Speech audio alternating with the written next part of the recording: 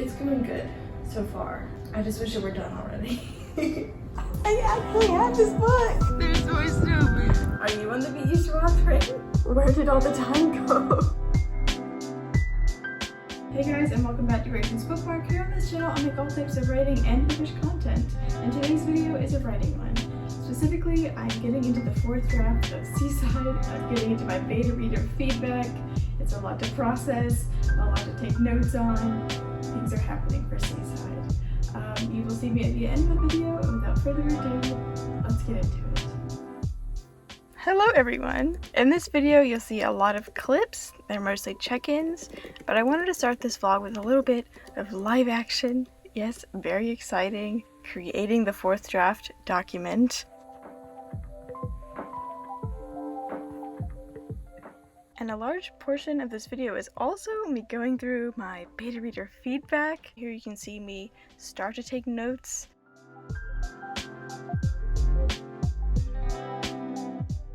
In July, I've been hosting streams on Friday afternoons, and it's a really good time to hang out and write and talk with you guys.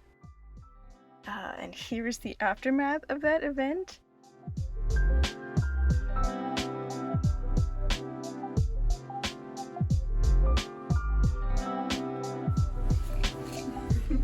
Today's the day, y'all. I finally got my beta reader feedback, and it's such a relief, but it's also so overwhelming now, knowing that I have so much to look through.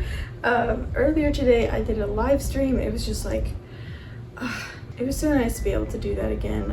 It was on Friday. During that live stream, like, I checked, and my sixth and final beta reader finished their feedback, and they filled out the form, and like now, like, I have so many opinions.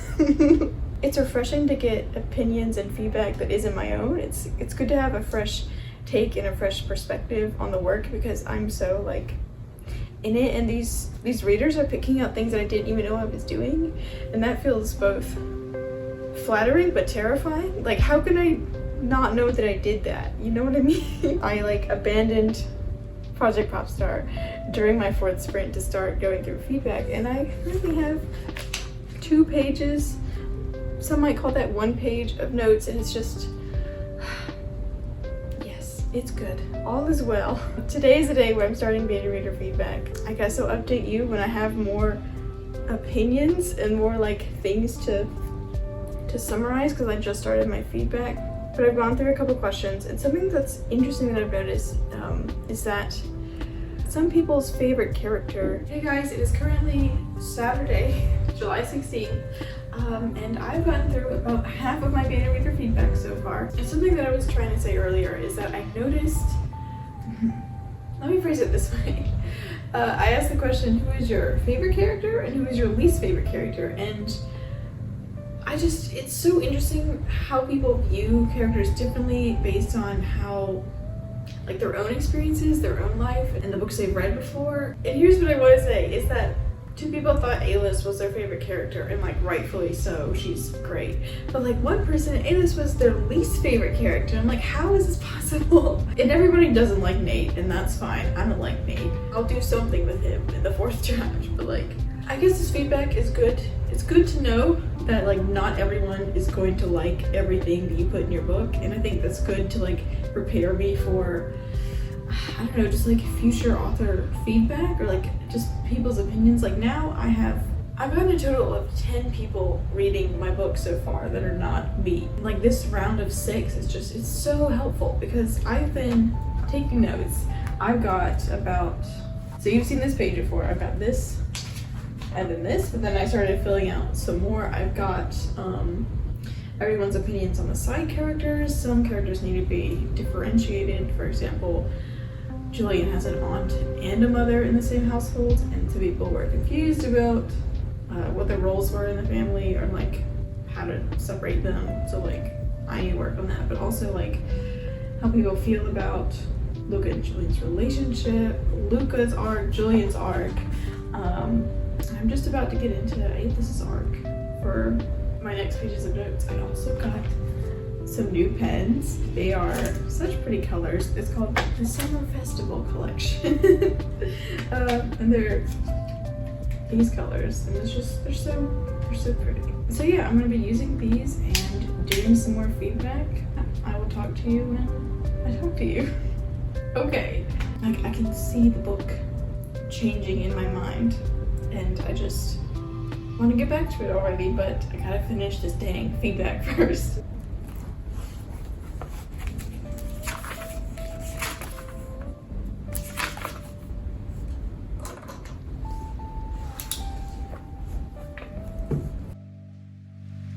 On this page, I was taking notes about Alice and her character arc. Alice is a character in my YA project Seaside. It's the one I got feedback for in this video. And Alice is on the borderline between a main character and a side character. She definitely has main character impact, but she doesn't get as much page time for plot reasons, and it's not because she dies. If I had to give a reason without spoiling everything, it would be Alice hinges on the main conflict of the story, which is that Luca's boyfriend, Michael, has passed away over the summer. She and Luca are tied up in the grief that follows and have to work through it together. Julian, our third main character in Seaside, is not only the love interest for Luca, but a lesson in maturity and how to be a decent person in a relationship. Something I really like, and this is just random, but the blue of this pen versus this pen is like, it's either warm or cool, and I can't pick which one it is, but like this Stadler is like this blue, and this like Pilot pen is like this blue. I guess it's a warm blue. Like, you see the difference? But anyway, I just appreciate that. But I'm gonna get back into writing.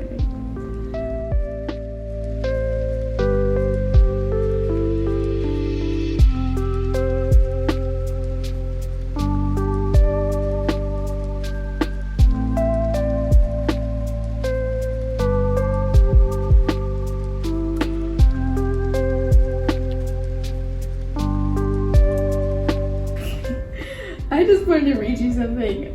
This is about a question I asked about pacing, and this first feedback just made me laugh because it was so harsh.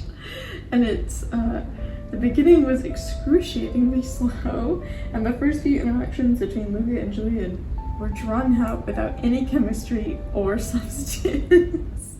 It's good that I can laugh about that right now, because if I got this feedback on my first or second draft, I would not be happy. But I do know the beginning is slow. But the thing is, other people have different opinions about the pacing. This next person says pacing feels natural and progressed at a nice pace for the most part.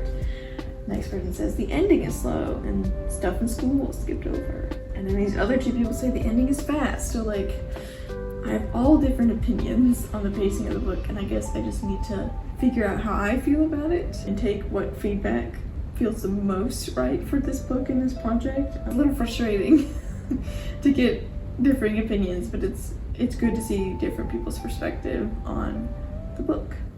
Later that night, I started watching some Shaylin Wrights videos about revising a book and another about flashbacks. And this was a moment when I really felt myself actively leveling up as a writer. Causality when you're integrating flashbacks. Flashbacks are a very common literary device. You find them in almost every novel and a substantial amount of short stories. So it's important to remember when you're writing a flashback that a flashback is... Both videos are linked in the description. Hey guys, it is Monday, July 18th, and I didn't really film much yesterday because I was like in the zone with editing and stuff, but I've got 6 chapters done and I'm really proud of that. I was really motivated, and you know, so I've got a good chunk done in the manuscript. Adding some new content, some like new and different school scenes in the beginning, and something I'm realizing is that this 4th draft is not going to be like the light tweaking I thought it was. Just like, I'm adding more stuff, I'm taking stuff away, things are still shifting in and out of the draft. I'd say the plot is going to be about 80% similar to the 3rd draft, so like nothing major is happening. There are some threads that I need to weave back into the story tighter. I've been watching a few Shaylin Wrights videos on this, and they've been really helpful. Like, I'm trying to like keep the chain of causality going throughout the plot, including like the flashbacks, and I'm like, I feel like I'm finally getting like I'm leveling up my craft skill, which feels good. But as I do this and as I think about how much I need to do and all the work I have ahead of me, like I'm realizing that this draft is not going to get any shorter than the third draft because there's really nothing I'm going to cut. Like of course I'm going to try to be more concise and like less wordy in descriptions sometimes, but it's not going to get significantly shorter. And in my head that's an issue. I would like to keep it under 90k, but also I have to remember that there are lots of YA romances that are over 90k. It's just not typical to like sell that, I think, to an agent. I don't really know. But we'll see where I end up. It's going good so far. I just wish it were done already. You could only write at the agonizing pace of one word after the other though. So still going, but I'm hoping to get some writing done later tonight. A little life update. I just came back from yoga, had some pizza, had a seltzer. Things are going good. I'm all ready to write. I'm hoping to get through chapter 7 today. Naturally, my weekdays are busier than my weekends because I actually work. I'm gonna get some more words done today, and I will do a little update when I'm done. Later that night, I also tuned into a Pages and Paladins live stream, and that was really nice. I will link their channel in the description. I am consolidating spreadsheets, and I was able to get through. And that night, I also did finally finish chapter 7. Hooray!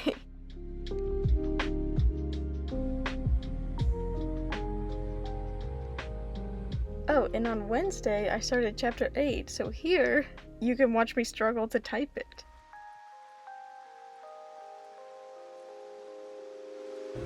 Oh, frick. Can I not just spell this right?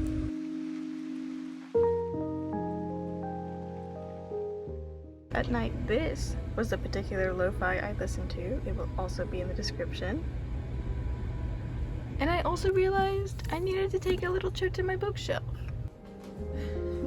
So hey guys, it is it is July 20th, Wednesday. Don't remember if I filmed anything yesterday, but that's okay. I didn't write much yesterday. I think it was just that chapter 7 I was working on. But anyway, today I've started chapter 8, and I've realized that like, maybe I need a little inspiration, little primary source material for what's going on. So if you didn't know, that the Seaside has the book To the Lighthouse in it. It was like part of the reason why I started this project, is it's like just like the Seaside vibes, and there's a lighthouse, and like I'd say it inspired me to start this project, and that's why it's currently in the manuscript. But I got up so I could get my copy of To the Lighthouse from my bookshelf to try to find I don't know, it's just something that Luca likes. He's just started reading To the Lighthouse, and I'm trying to figure out what his perspective would be on this book and how he would feel about it. I'm trying to find a metaphor that he would like that perhaps says something about him. I know that Virginia Woolf did use quite a few metaphors and a bunch of figurative language. I'm not sure I can find one. I just need to look at it. I think I'm going to end this vlog here as I finish writing chapter 8, as I look through To the Lighthouse. It's been really great to start Seaside again. Like, I feel like, oh yeah, it's all coming together. It's so rewarding to make something better, but also so weird that I didn't know how to make it better until now. Like, after I finished the third draft, I thought it was mostly good, needed a little tweaking, but now that I'm writing the fourth draft, I'm like, oh no, this needs some more work. I want to get this done, this rewrite done, this fourth draft done by the end of August. I don't know how that's gonna happen. I don't know what a realistic timeline is for this, because on the one hand it doesn't take that long to revise. Like, I can do about 1,000 words in an hour, versus if I need to write new material, that takes twice as long. So like, depending on how much new material or how much I'm embellishing the current stuff, like it could take longer. I know I want to be done before NaNoWriMo in November. The goal is the end of August. subscribe if you want to find out if that happens. I have a whole Seaside playlist and I'm looking forward to adding this video to it as well as future videos. Revision is going well, going slow. I picked up some steam with this vlog, but like, might peter out, don't know. I'm gonna keep working on it, and I suspect that weekends will be the time when I have the most to write. Wish me luck for completing this 4th draft. If you are participating in Camp Nano this year, let me know what your project is down in the description. In the comments. And if not, like, what have you got going on for July? Like this video if you want to see more vlog content from me. I don't do them that often because it's a more laborious process to film and edit, but it's worth it. So yeah, anyway, thank you guys so much for watching this video, and I'll see you in the next one.